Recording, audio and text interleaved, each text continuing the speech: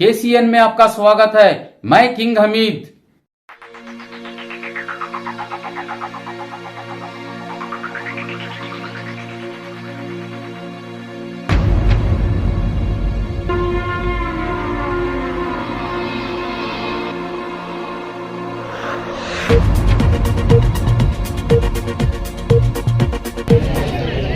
बोलो भारत माता की जय।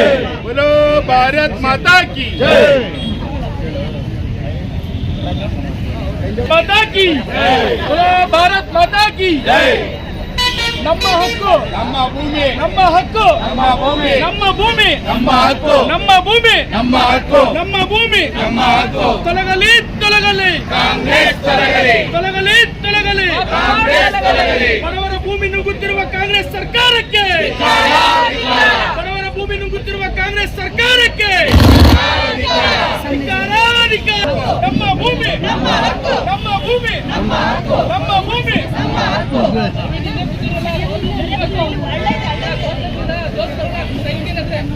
भारत माता के भारतीय जनता पार्टी ಹೋರಾಟಕ್ಕೆ ನಮ್ಮ ಭೂಮಿ ನಮ್ಮ ಹಕ್ಕು, ನಮ್ಮ ಭೂಮಿ ನಮ್ಮ ಹಕ್ಕು, ನಮ್ಮ ಹಕ್ಕು ನಮ್ಮ ಭೂಮಿ.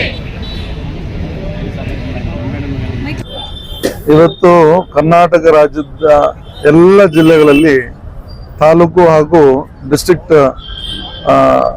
ಡಿಸಿ ಕಚೇರಿಯ ಎದುರು ಭಾರತೀಯ ಜನತಾ ಪಾರ್ಟಿಯ ರಾಜ್ಯಾಧ್ಯಕ್ಷರು ಶ್ರೀ ವಿಜೇಂದ್ರನ್ ಅವರು ಕರೆ ಕೊಟ್ಟಿರುವ ಪ್ರಕಾರ ನಮ್ಮ ಭೂಮಿ ನಮ್ಮ ಹಕ್ಕು ಅನ್ನೋ ಒಂದು ದೊಡ್ಡ ಆಂದೋಲನ ಇಡೀ ರಾಜ್ಯದಲ್ಲಿ ವಫ್ಕ್ ಏನ್ ಪ್ರಕರಣ ನಡೀತಾ ಇದೆ, ಹೇಗೆ ಭೂಮಿಯನ್ನ ವಫ್ಕ್ ಟ್ರಿಬ್ಯುನಲ್ ಅವರು ಯಾವ ರೀತಿಯಲ್ಲಿ ಸಹಸ್ರಾರು ಎಕರೆ ಭೂಮಿಗಳನ್ನ ಯಾರು ಹೇಳದೆ ಕೇಳದೆ ಯಾವ ರೀತಿಯಲ್ಲಿ ವಕ್ಫ್ ಅಂತ ಅವರ ಕಾಲಮ್ ನಂಬರ್ 9 ಮತ್ತೆ ಕಾಲಮ್ ನಂಬರ್ 11 ಅವರ RTC ಹೇಗೆ ಬರ್ತಾ ಇದೆ, ಅದರ ವಿಚಾರವಾಗಿ ಎಲ್ಲ ಜಿಲ್ಲೆಗಳಲ್ಲಿ ತಾಲೂಕುಗಳಲ್ಲಿ ಸಹಸ್ರಾರು ಸಂಖ್ಯೆಯಲ್ಲಿ ಭಾರತೀಯ ಜನತಾ ಪಾರ್ಟಿಯ ಎಲ್ಲ ಕಾರ್ಯಕರ್ತರು ನಾಯಕರುಗಳು ಪ್ರತಿಭಟನೆಯನ್ನ ಇವತ್ತು ಯಶಸ್ವಿಯಾಗಿ ಬೆಳಿಗ್ಗೆ 10 ಗಂಟೆಯಿಂದ ಸಂಜೆ 5 ಗಂಟೆವರೆಗೆ ಹಮ್ಮಿಕೊಂಡು ಬಹಳ ಯಶಸ್ವಿಯಾಗಿ, ನೋಡಿ ಎಷ್ಟು ಕಾರ್ಯಕರ್ತರು ಈಗಲೂ ಕೂಡ ಇಲ್ಲೇ ಇದ್ದಾರೆ.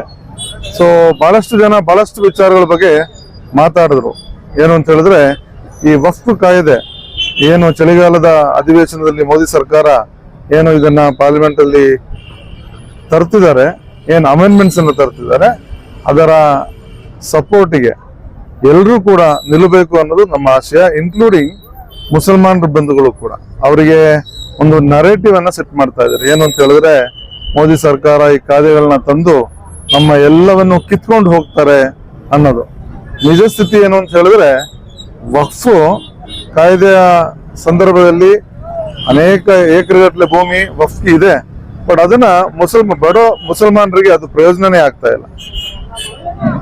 ಮುಸಲ್ಮಾನರು ಲೀಡರ್ಗಳೇನೆ ಎಲ್ಲ ನಮ್ಮ ಕರ್ನಾಟಕ ರಾಜ್ಯದಲ್ಲೂ ಕೂಡ ಎಲ್ಲಾ ರಾಜ್ಯದಲ್ಲೂ ಕೂಡ ಏನು ವಕ್ಫ್ ಅಂತ ಏನಿದೆ ಭೂಮಿ, ಅದರ ಪ್ರಯೋಜನ ಬಡ ಮುಸಲ್ಮಾನರಿಗೆ ಆಗ್ತಾ ಇಲ್ಲ. ಇದು ವಕ್ಫ್ ಅನ್ನ ಮ್ಯಾನೇಜ್ ಮಾಡುವಂತ ಏನು ಮುತವಲ್ಲಿಗಳಿದ್ದಾರೆ, ಅವರ ಕಮಿಟಿ ಏನಿದೆ, ಅಲ್ಲಿ ಚುನಾವಣೆ ಮಾಡದೆ 3 ವರ್ಷಕ್ಕೊಂದ್ಸರಿ ಚುನಾವಣೆ ಆಗಬೇಕು. ಮುಸಲ್ಮಾನರು ಅವರ ಚುನಾಯಿತ ಪ್ರತಿನಿಧಿಗಳನ್ನ ವಕ್ಫ್ ಕಮಿಟಿಯನ್ನ ಆಯ್ಕೆ ಮಾಡಬೇಕು. ಅವರು ಅದನ್ನ ಮುಸಲ್ಮಾನರಿಗೆ ಅವರಿಗೆ ಒಳ್ಳೇದಾಗುವಂತ ನಿಟ್ಟಿನಲ್ಲಿ ಕೆಲಸಗಳು ಮಾಡಬೇಕು. ಇದೇನು ಕೂಡ ಆಗ್ತಾ ಇಲ್ಲ. ಮೈಸೂರಲ್ಲೇ ಈಗ ಅನೇಕ ವಿಚಾರಗಳಲ್ಲಿ 16 ವರ್ಷಗಳಿಂದ ಒಂದೇ ಟೀಮ್ ಹಾಗೆ ಎಲೆಕ್ಷನ್ ಕೂಡ ನಡೆಸೋದಿಲ್ಲ.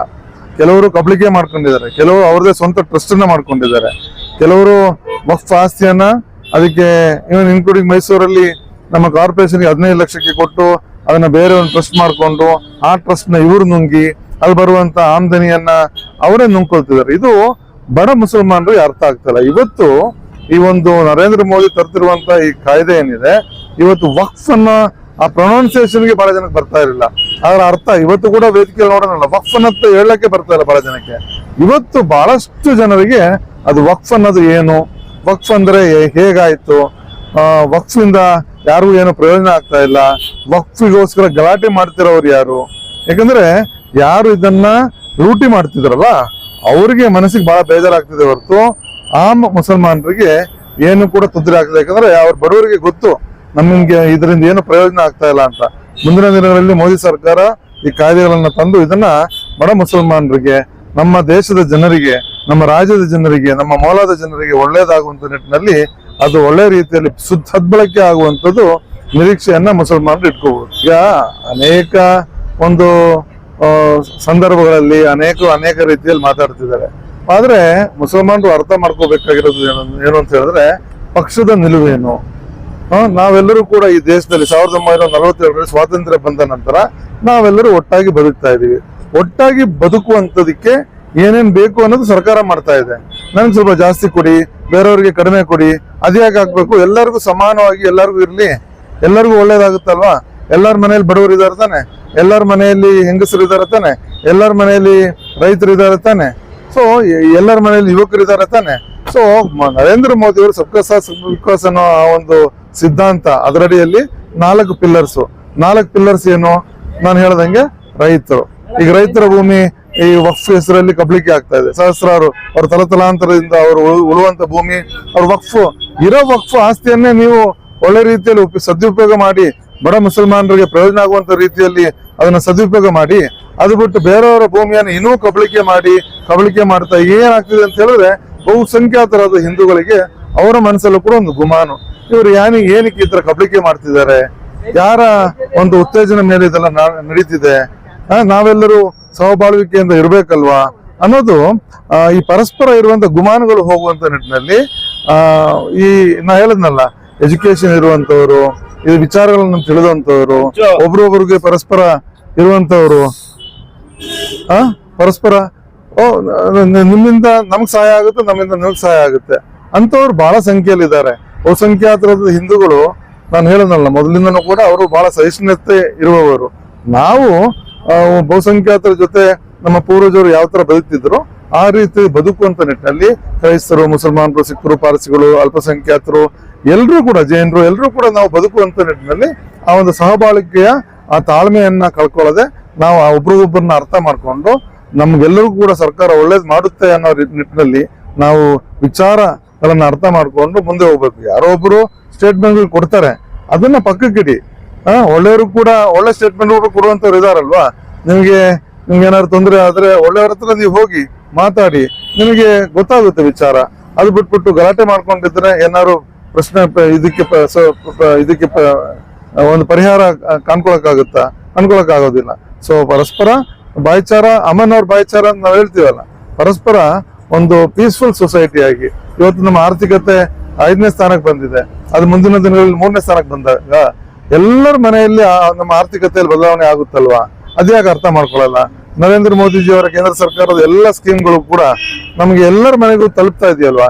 ಎಲ್ಲ ತಗೊಂಡು ಕೂಡ ನಾವು ಬೇರೆ ರೀತಿಯಲ್ಲಿ ಯಾರೋ ಹೇಳಿದ್ರು ಅಂತ ಬೇರೆ ರೀತಿಯಲ್ಲಿ ಮಾತಾಡುವಂಥದ್ದು, ಬೇರೆ ರೀತಿಯಲ್ಲಿ ಯೋಚನೆ ಮಾಡುವಂಥದ್ದು ಅದರ ಅವಶ್ಯಕತೆನೇ ಇಲ್ಲ ಅಂತ ನನ್ಗಾರು ಅನ್ಸುತ್ತೆ. ಈಗ 5 ಗ್ಯಾರಂಟಿ ಅಂತ ಹೇಳ್ಕೊಂಡು ಪಾಪ 136 ಸೀಟು ಸಿದ್ದರಾಮಯ್ಯ ಸರ್ಕಾರ ಅಧಿಕಾರಕ್ಕೆ ಬಂತು. ನಂತರ ಅವ್ರಿಗೆ ಗೊತ್ತಾಯ್ತು ಇದು ನಡೆಸಲಿಕ್ಕೆ ಬಹಳ ಕಷ್ಟ ಆಗ್ತದೆ ಅಂತ. ಮುಂದೆ ಬಂದಂತ ಅಸೆಂಬ್ಲಿ ಚುನಾವಣೆ ಆದ ನಂತರ ಪಾರ್ಲಿಮೆಂಟ್ ಚುನಾವಣೆಯಲ್ಲಿ ಈ 28 ಸೀಟುಗಳಲ್ಲಿ 25 ನಾವು ಗೆಲ್ತೀವಿ ಅಂತ, ಈ ಒಂದು ಗ್ಯಾರಂಟಿ ಸ್ಕೀಮ್ಗಳ ಮೇಲೆ ನಾವು ಗೆಲ್ತೀವಿ ಅಂತ ಅನ್ಕೊಂಡಿದ್ದು. ಯಾವಾಗ ನರೇಂದ್ರ ಮೋದಿ ಸರ್ಕಾರ 3ನೇ ಬಾರಿ ಇಲ್ಲಿ ನಮಗೆ 18 ಸೀಟು ನಾವು ಹೇಗ್ ಗೆದ್ದೋ ಆಗ ಅವ್ರಿಗೆ ಅರ್ಥ ಆಯ್ತು ಇನ್ ಮುಂದೆ ಈ ಗ್ಯಾರಂಟಿ ಸ್ಕೀಮ್ಗಳನ್ನ ನಡೆಸಲಿಕ್ಕೆ ಬಹಳ ಕಷ್ಟ ಆಗುತ್ತೆ ಅಂತ. ಅದಕ್ಕೆ ಒಂದೊಂದು ದಾರಿ ಹುಡುಕ್ತಾ ಇದ್ದಾರೆ. ಈಗ ಒಂದೊಂದಕ್ಕೂ ಕೂಡ ಬೆಲೆ ಏರಿಕೆ ಆಗ್ತಾ ಇದೆ. ಅದು ಸ್ಟಾಂಪ್ ಡ್ಯೂಟಿ ಇರ್ಬೋದು, ಅದು ಹಾಲ್ ಇರ್ಬೋದು, ಅದು ಎಲೆಕ್ಟ್ರಿಸಿಟಿ ಇರ್ಬೋದು. ನೀವು ನೋಡ್ತಾ ಬನ್ನಿ, ಪ್ರತಿಯೊಂದಕ್ಕೂ ಕೂಡ ಬೆಲೆ ಏರಿಕೆ ಎಷ್ಟು ಮಟ್ಟಿಗೆ ಆಗಿದೆ. ಒಂದ್ ಕಡೆಯಿಂದ ಕೊಡೋ ರೀತಿಯಲ್ಲಿ ನಾಟಕ ಆಡೋದು, ಇನ್ನೊಂದ್ ಕಡೆಯಿಂದ ಜಾಸ್ತಿ ಕಿತ್ಕೊಳ್ಳುವಂತದ್ದು ಆಗ್ತಾ ಇದೆ. ಅಂದ್ರೂ ಕೂಡ ನಡ್ಸ್ಲಿಕ್ಕೆ ಆಗ್ತಾ ಇಲ್ಲ. ಸೊ ಈಗ ಏನ್ ಮಾಡೋದು, ಒಂದೇ ಸಮನೆ ಒಂದು 20 ಲಕ್ಷ ಜನರ BPL ಕಾರ್ಡ್ ರದ್ದುಪಡಿಸಿದ್ರೆ ಅವರಿಗೆ ಎಲ್ಲಾ ಸವಲತ್ತುಗಳು ಒಂದೇ ಸಮ ಹೊರಟೋಗುತ್ತಲ್ಲ. ಸೊ ಬಡವರ ಹೊಟ್ಟೆಗೆ ಹೊಡೆಯುವಂತ ನಿಟ್ಟಿನಲ್ಲಿ ನಿಮ್ಮ ಸರ್ಕಾರ ಉಳಿಸೋಕ್ಕೋಸ್ಕರ, ನಿಮ್ಮ ಅಧಿಕಾರದ ಮದಕ್ಕೋಸ್ಕರ, ಅಧಿಕಾರವನ್ನ ಉಳಿಸೋಕ್ಕೋಸ್ಕರ ಇವೆಲ್ಲವೂ ಕೂಡ ಮಾಡ್ತಿದ್ದಾರೆ. ಜನಸಾಮಾನ್ಯರು ಕಣ್ಣೀರಾಗ್ತಿದ್ದಾರೆ, ರೈತರು ಕಣ್ಣೀರಾಗ್ತಿದ್ದಾರೆ. ಆ ಕಣ್ಣೀರಿನ ಶಾಪ ಈ ರಾಜ್ಯಕ್ಕೆ ತಗಲ್ತಾ ಇದೆ. ಒಳ್ಳೆ ನಿಟ್ಟಿನಲ್ಲಿ ನಡೀತಿರುವಂತ ಒಂದು ನಮ್ಮ ಕರ್ನಾಟಕ ಸರ್ಕಾರ ಇವತ್ತು ಪ್ರತಿ ರಸ್ತೆಯಲ್ಲೂ ಕೂಡ ಬರೀ ಗುಂಡಿಗಳೇ ಇವೆ. ಯಾವ MLA ಕೂಡ ಸಂತೋಷವಾಗಿಲ್ಲ. ಅವ್ರ ಕಾಂಗ್ರೆಸ್ MLA 136 ಜನ ಇದಾರಲ್ವಾ, ಅವರು ಕೂಡ ಅವರ ಅಸೆಂಬ್ಲಿ ಕಾನ್ಸ್ಟಿಟ್ಯೂನ್ಸಿಗೆ ಹೋಗಕ್ ಆಗ್ತಾ ಇಲ್ಲ. ಒಂದು ಗುದ್ಲಿ ಪೂಜೆ ಆಗ್ತಾ ಇಲ್ಲ, ಡೆವಲಪ್ಮೆಂಟ್ ಆಗ್ತಾ ಇಲ್ಲ. ಅವರೇ ಪ್ರಶ್ನೆ ಹಾಕ್ಲಿಕ್ಕೆ ಶುರು ಮಾಡಿದ್ದಾರೆ. ಇನ್ನು 6 ತಿಂಗಳಲ್ಲಿ ಬಹುಶಃ ಇನ್ ಯಾವ ಅತಿರೇಕಿಗೆ ಹೋಗುತ್ತೆ ಅನ್ನೋದು ದೊಡ್ಡ ಒಂದು ಸಂಶಯಾತ್ಮಕವಾದಂತ ಒಂದು, ನಾಳೆ ಚುನಾವಣೆ ರಿಸಲ್ಟ್ ಬಂದಾಗ ಅದು ಇನ್ನೊಂದಷ್ಟು ವಿಚಾರಗಳು ಹೊರಹೊಮ್ಮುತ್ತೆ. ಈಗೇನು JPC ಇಡೀ ದೇಶಾದ್ಯಂತ ಎಲ್ಲರ ಮುಸ್ಲಿಂ ಸಂಘಟನೆಗಳು ಎಲ್ಲರ ಜೊತೆ ಚರ್ಚೆ ಮಾಡ್ತಾ ಇದ್ದಾರೆ. ಏನ್ ಅಮೆಂಡ್ಮೆಂಟ್ಸ್ ನಾವು ತರ್ತಾ ಇದೀವಿ, ಅದರಲ್ಲಿ ಮಹಿಳೆಯರ ಪಾತ್ರ ಏನು, ಡಿಸಿಯ ಪಾತ್ರ ಏನು, ಸರ್ಕಾರದ ಪಾತ್ರ ಏನು. ಏನಕ್ಕೆ 75 ವರ್ಷ ಏನು ವಕ್ಫ್ ಪ್ರಾಪರ್ಟಿ ಅಂತ ಏನಿದೆ ಅದರಿಂದ ಬಡ ಮುಸಲ್ಮಾನರಿಗಂತೂ ಏನೋ ಪ್ರಯೋಜನ ಆಗ್ಲಿಲ್ಲ. ಈಗ ಅನ್ವರ್ ಮನ್ಪಡಿ ರಿಪೋರ್ಟು ಈಗ ಟೇಬಲ್ ಮಾಡ್ಲಿ ಸರ್ಕಾರದಲ್ಲಿ, ಅದ್ರ ಬಗ್ಗೆ ಚರ್ಚೆ ಮಾಡ್ಲಿ. ಗುಲ್ಬರ್ಗಾದಿಂದ ಹಿಡಿದು ಮೈಸೂರು ಚಾಮರಾಜನಗರವರೆಗೂ ಯಾವ್ಯಾವ ಮುಸಲ್ಮಾನರ ನಾಯಕರುಗಳು ಯಾವ್ಯಾವ ವಕ್ಫ್ ಆಸ್ತಿಯನ್ನು ಹೊಡೆದು ತಿಂದು ಹೊಟ್ಟೆ ಹಾಕೊಂಡಿದ್ದಾರೆ, ಯಾವ ರೀತಿಯಲ್ಲಿ ಮುಸಲ್ಮಾನರ ಲೀಡರ್ಗಳೇ ಮೋಸ ಮಾಡಿದ್ದಾರೆ ಅನ್ನೋದು ಗೊತ್ತಾಗುತ್ತೆ. ಅದ್ರ ಜೊತೆಗೆ ಇನ್ನೊಂದು ಯಾವತ್ತೂ ಕೂಡ ನಾನು ಕೇಳುವಂತ ಪ್ರಶ್ನೆ, ಇವತ್ತು 40-50 ವರ್ಷದಿಂದ ಏನ್ ಮುಸಲ್ಮಾನರ ಲೀಡರ್ ವಕ್ಫ್ ಆಸ್ತಿ ಬಗ್ಗೆ ಬಹಳ ಕಾಳಜಿ ವಹಿಸ್ಕೊಂಡಿದ್ದೆಲ್ಲ ಮಾಡ್ತಿದಾರಲ್ಲ ನೀವುಗಳು, ಈಗ ಜಮೀರ್ ಅಹಮದ್ ಖಾನ್ ಅವರೇನೆ, ಅವ್ರು ಎಷ್ಟು ಆಸ್ತಿಯನ್ನ ವಕ್ಫ್ ಮಾಡಿದ್ದಾರೆ? ಈ ನಮ್ಮ ಕರ್ನಾಟಕ ರಾಜ್ಯದ ಮುಸಲ್ಮಾನರ ನಾಯಕರುಗಳು ಎಷ್ಟು ಆಸ್ತಿಯನ್ನ ವಕ್ಫ್ ಮಾಡಿದ್ದಾರೆ? ಯಾರೋ ಪೂರ್ವಜರು ಮಾಡಿದ್ದಾರೆ, ಅದನ್ನ ಕರೆಕ್ಟ್ ಆಗಿ ಉಪಯೋಗಿಸೋಕ್ಕೂ ಕೂಡ ತಮಗೆ ಬರ್ತಾ ಇಲ್ಲ. ಅದನ್ನೇ ಕಬಳಿಕೆ ಮಾಡ್ಕೊಂಡು ಅನ್ವರ್ ಮನ್ಪಡಿ ರಿಪೋರ್ಟ್ ಅಲ್ಲಿ ನಿಸಾರ್ ಅಹಮದ್ ಏನು ರಿಟೈರ್ಡ್ ಜಡ್ಜ್ ಏನು ತನಿಖೆ ಮಾಡಿ ರಿಪೋರ್ಟ್ ಅನ್ನ ಕೊಟ್ಟಿದ್ದಾರೆ, ಅದನ್ನ ತನಿಖೆ ಮಾಡಿಸೋದ್ರ ಬಗ್ಗೆ ಚರ್ಚೆ ಮಾಡಿ, ಇವರು ಅಸೆಂಬ್ಲಿಯಲ್ಲಿ ಟೇಬಲ್ ಮಾಡಿ ಚರ್ಚೆ ಮಾಡಿ ನೋಡೋಣ. ನಿಮಗೆ ತಾಕತ್ತಿದ್ರೆ ಅದು ಮಾಡಕ್ಕಾಗಲ್ಲ. ಏನಕ್ಕೆ ಅಂದ್ರೆ ಇವರೆಲ್ಲ ಸಿಗಾಕೋತಾರೆ, ಇವ್ರದ್ದು ಎಲ್ಲ ಗುಟಾಲಗಳು ಆಚೆ ಬರುತ್ತಲ್ಲ. ಯಾವಾಗ ಬಡ ಮುಸಲ್ಮಾನರಿಗೆ ಅವರ ಮುಸಲ್ಮಾನರು ನಾಯಕರುಗಳೇ ಮೋಸ ಮಾಡಿದ್ದಾರೆ ಅಂತ ಯಾವ್ದೇ ಅರ್ಥ ಆಗುತ್ತೋ ಆ ದಿನ ನಮ್ಮ ದೇಶ ಬೇರೆ ಒಂದು ನಿಟ್ಟಿನಲ್ಲಿ ಅಲ್ಪಸಂಖ್ಯಾತರು ಕೂಡ ನಮ್ಮ ನರೇಂದ್ರ ಮೋದಿ ಸರ್ಕಾರ, ಭಾರತೀಯ ಜನತಾ ಪಾರ್ಟಿ ಮಾಡುವಂತ ಒಳ್ಳೆ ಕಾರ್ಯಗಳಿಗೆ ಒಂದು ಸಲಾಮ್ ಅಂತೂ ಅವ್ರು ಹೇಳ್ತಾರೆ ಅಂತ ನನ್ನ ನಂಬಿಕೆ. ಈಗ ನಾನು ಒಬ್ಬ ಅಲ್ಪಸಂಖ್ಯಾತ ಮೋರ್ಚಾದ ಭಾರತೀಯ ಜನತಾ ಪಾರ್ಟಿ ರಾಜ್ಯಾಧ್ಯಕ್ಷನಾಗಿ 2 ಬಾರಿ ಇಡೀ ರಾಜ್ಯವನ್ನ ಎಲ್ಲ ಜಿಲ್ಲೆಗಳನ್ನ ಪ್ರವಾಸ ಮಾಡಿದ್ದೀನಿ. ಎಲ್ಲ ಜಿಲ್ಲೆಗಳಲ್ಲಿ ಪಾಪ ಅಲ್ಪಸಂಖ್ಯಾತ ಮೋರ್ಚಾದ ಮುಸಲ್ಮಾನರು ಬಂದು ಹೇಳ್ತಾರೆ ಯಾವ ರೀತಿಯಲ್ಲಿ ಅವರ ಬಡತನ, ಯಾವ ಕಡು ಬಡತನದಲ್ಲಿ ಅನೇಕ ಸಹಸ್ರಾರು ಜನ ಏನು ಮುಸಲ್ಮಾನರುಗಳು ಇದ್ದಾರೆ. ಈಗ ಮೈಸೂರಲ್ಲೇ ಶಾಂತಿನಗರ, ಗೌಸನಗರ, ಇಲ್ಲಿರುವಂತ ಅನೇಕ ಸ್ಲಮ್ಗಳಲ್ಲಿ ಇವತ್ತು ಕೂಡ ಕಡು ಬಡತನ ಯಾವ ರೀತಿಯಲ್ಲಿದೆ. ಅವರ ಮಕ್ಕಳಿಗೆ 3 ಹೊತ್ತು ಅನ್ನ ಹಾಕ್ಲಿಕ್ಕೂ ಕೂಡ ಗತಿ ಇಲ್ಲದೆ ಇರುವಂತ ಸಹಸ್ರಾರು ಸಂಖ್ಯೆಯಲ್ಲಿ ಮುಸಲ್ಮಾನರು ಇದಾರಲ್ವಾ. ಆ ಹೆಣ್ಣು ಮಕ್ಕಳಿಗೆ ವಿದ್ಯಾಭ್ಯಾಸ ಇಲ್ಲ, ಆ ಮಕ್ಕಳಿಗೆ ಒಂದು ಒಳ್ಳೆ ಕಾಲೇಜ್ ಇಲ್ಲ. ನಮ್ಮ ಏರಿಯಾಗಳಲ್ಲಿ ಆ ಬಡ ಮಕ್ಕಳು ಹಂಗೆ ಇರ್ಬೇಕಾ? ಈಗ ನಮ್ಮ ತಂದೆ ಕೂಡ ಬಡವರಾಗಿದ್ರಪ್ಪ, ಈಗ ನನ್ನನ್ನ ಡಾಕ್ಟರ್ ಮಾಡ್ಲಿಲ್ವಾ? ಈಗ ಅಲ್ಲಿ ತಲಾಂತರದಿಂದ ತಾತನೂ ಬಡವ, ಅಪ್ಪನೂ ಬಡವ, ಎಲ್ರೂ ಕೂಡ ಬಡವರೇ. ಸೊ ಈ ಬಡತನ ಹಂಗೆ ಕಂಟಿನ್ಯೂ ಆಗ್ಬೇಕಾ? ಇದರಿಂದ ಹೊರಹೊಮ್ಮುವಂತ ನಿಟ್ಟಿನಲ್ಲಿ, ದೇಶ ಮುನ್ನುಗ್ಗುವಂತ ನಿಟ್ಟಿನಲ್ಲಿ ನೀವು ಕೂಡ ಒಂದು ಮೇನ್ ಸ್ಟ್ರೀಮಿಗೆ, ಮುಖ್ಯವಾಹಿನಿಗೆ ಬರಬೇಕಲ್ವಾ? ನಿಮ್ಮನ್ನ ಮುಸಲ್ಮಾನರು ಬಡವರನ್ನ ದೂರ ಇಡುವಂತ ಮುಸಲ್ಮಾನ್ ಲೀಡರ್ಗಳ ಬಗ್ಗೆ ನೀವು ಎಚ್ಚೆತ್ತಬೇಕೇ ಹೊರತು, ನೀವು ನಿಜ ಸ್ಥಿತಿ ಏನು ಅಂತ ಅರ್ಥ ಮಾಡ್ಕೋಬೇಕೇ ಹೊರತು, ಅದು ಬಿಟ್ಟು ಅವ್ರು ಹೇಳುವಂತ ನರೇಟಿವ್ಗೆ ಯಾವತ್ತೂ ಕೂಡ ಕಿವಿ ಕೊಡಬೇಡಿ. ನೀವು ಕೂಡ ಮುಖ್ಯವಾಹಿನಿಗೆ ಬನ್ನಿ, ನಿಮ್ಮ ಮಕ್ಕಳಿಗೆ, ನಿಮ್ಮ ಫ್ಯಾಮಿಲಿಗೆ ಒಳ್ಳೇದಾಗುವಂತ ನಿಟ್ಟಿನಲ್ಲಿ ನೀವು ಕೂಡ ದೇಶ ಕಟ್ಟುವ ನಿಟ್ಟಿನಲ್ಲಿ ಎಲ್ಲರ ಜೊತೆ ಕೈ ಜೋಡಿಸುವಂಥದ್ದು ನನ್ನ ಮನವಿ.